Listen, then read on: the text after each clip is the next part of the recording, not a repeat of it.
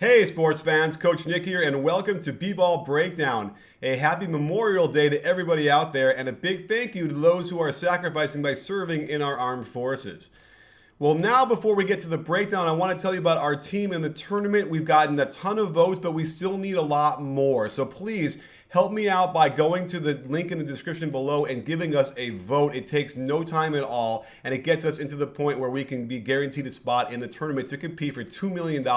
I will film the whole thing. You'll be able to see me in action on the court coaching pros. We have a really sweet team we're putting together here. So you have until Wednesday at noon Eastern time to get a vote in. So please get your vote.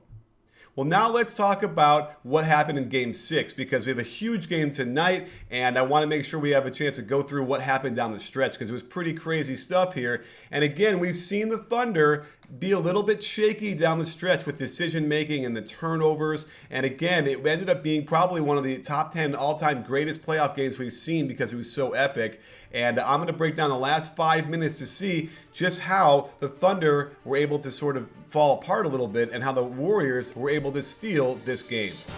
By the end of this game, neither team looked to run much of their offense. A simple pin down for Steph doesn't get them anything, and on the pin down, the Thunder automatically switch. And watch what it does to the defensive positioning. Now KD is way too high, chasing from behind, and can't stop Klay from turning the corner. Russ tries to take a charge, but Klay finger rolls. Both these teams look a bit exhausted, but credit OKC for running some motion. KD curls around an ineffective double screen, then Adams turns around and pins down for him. Then Adams turns around and sets a pin down for him. Credit Iguodala for maintaining contact and then swiping the ball out of KD's hands. The offense then dies, and notice how Adams and Ibaka end up next to each other, allowing Draymond to help on the KD drive. No matter, Durant hops off the dribble, fades away, and nails this very difficult shot. With this game looking very dire for the Warriors, they run an interesting action, a pick and roll with Draymond and Klay, and then a flare screen by Curry for Klay. Because of all the switching, Russ winds up on Thompson, who displays some very curious footwork by jumping with his right foot behind his left, but then rotating in the air to get the correct alignment with his right hip and elbow pointing towards the rim.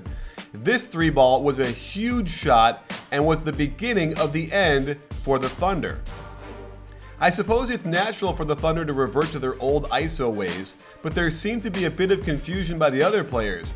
And why was Ibaka down here on the block? It allows Harrison Barnes to easily step up and help pressure, and Draymond shows good fight to keep it away from Adams.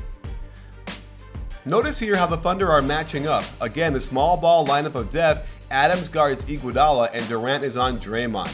A quick ball reversal into pick and roll catches Russ and Adams not communicating well, and they're not ready to switch, nor is Russ chasing him around.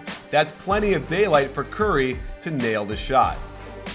On this play, credit the Thunder for getting some good initial movement into a Russ pin down, but Ibaka doesn't get out of the way, instead wandering under the hoop, allowing Barnes to again help out. This kind of looks like a phantom call, but Russ gets himself 2 free throws. With a 3-point lead, the Thunder played their best defense of the game, taking away the same action the Warriors had just run.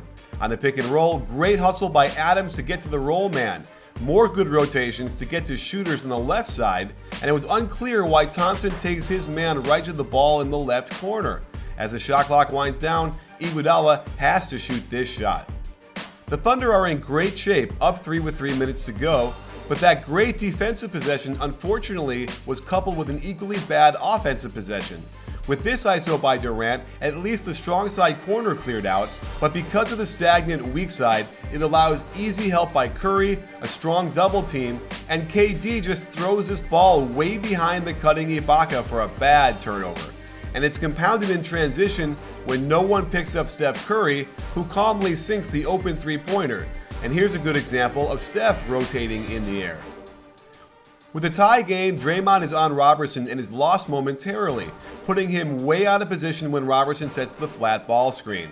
Russ immediately pounces, but tosses up a wild finger roll that's way off. Klay can't stay in bounds, so the Thunder get another chance. Again, they clear out for KD against Iguodala, and Iggy's hands continue to be active. Watch how he uses the right hand to strip, avoiding slapping him across the wrist with the left. Good switch by Barnes to force a difficult catch, and you see Draymond ignoring Robertson to step up and help. Great effort to go for the ball by Russ, which keeps this alive, and Robertson happens to be in the right place at the right time. The Warriors get into some movement by having Curry slice screen for Klay, who curls and the Thunder switch it. Then Curry sets a not very effective ball screen, but when he cuts through the lane, it appears to distract Ibaka, who's not in position to help on this Iguodala drive to the front of the rim. While the Thunder love the Russ KD pick and roll, they're involving the Warriors' two best defenders, negating some of OKC's advantage. A switch gets Iguodala onto Russ, and you can see Russ on the verge of being out of control on the drive. And just when he regains his balance, Iggy gets another beautiful strip as Russ tries to shoot. And it almost felt like this was a designed play, as the steal and push to Klay happened so fast. Klay catches, hops, and releases before Durant could close out, and suddenly the pressure is off the Warriors with a 3-point lead. Wow! Down by 3 with lots of time, the Thunder need only execute their offense and get the best possible shot. And this action does not look right to me. The pin down by Ibaka seems way too high. You'd normally see it set closer to the block to give KD more room to get open. As a result, Iguodala is right on top of him to contest, and they come up empty. Now the Warriors want to take as much time as possible. They wait until 10 seconds before initiating the attack, forcing Ibaka onto Curry with the automatic pick and roll switch. Curry beats Ibaka, great rotation by Durant, who can't block it, but forces the miss when Curry went high off the glass with the left. There's still enough time left, no need to be in a huge hurry, and with 4 Warriors back in position, there isn't much room to attack, yet Russ makes a poor decision, and watch Draymond Green hustle back to deflect this ball, and it gets kicked by Russ out of bounds. On the replay, Draymond hits his arm, not the ball, and because this led to it going out of bounds, this was one the referee should have called a foul. There's still plenty of time for the Thunder to get a stop and get another couple of cracks at it. The Warriors again want to wind the shot clock down as far as possible while still getting a good shot. Klay screens for Iguodala, OKC negates this by switching, but curiously on the ball screen they don't switch it, leaving Klay a pretty good look at a 3. Credit Waiter's hustle to get over there as it misses, but here's an amazing heads-up move by Draymond. This pass was too close for KD to do anything but flip it to Russ. I think KD should have just taken off down the court himself. And this was an incredibly costly turnover. It allowed the Warriors to run off 22 seconds of the clock. And this time on the pick and roll, they switch Ibaka onto Curry, who executes a crossover, head fake, gets into the lane, and lofts this beauty of a runner softly off the glass over the terrific defense by Ibaka, and that just about seals the deal. With a timeout left, the Thunder could use it if nothing was open.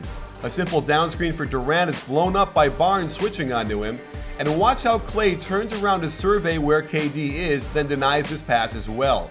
Russ could have thrown the ball to Ibaka, cut right to the hoop, and gotten a layup, but he never looks there, and instead of doing the right thing, calling a timeout, he lofts a terrible pass across the middle of the floor, and Curry displays more excellent defense by snaring it and ending this game. As we've seen throughout the season and a little bit in the playoffs, in close games, OKC will present opportunities for their opponents to take the game, and the costly turnovers down the stretch were another example of that.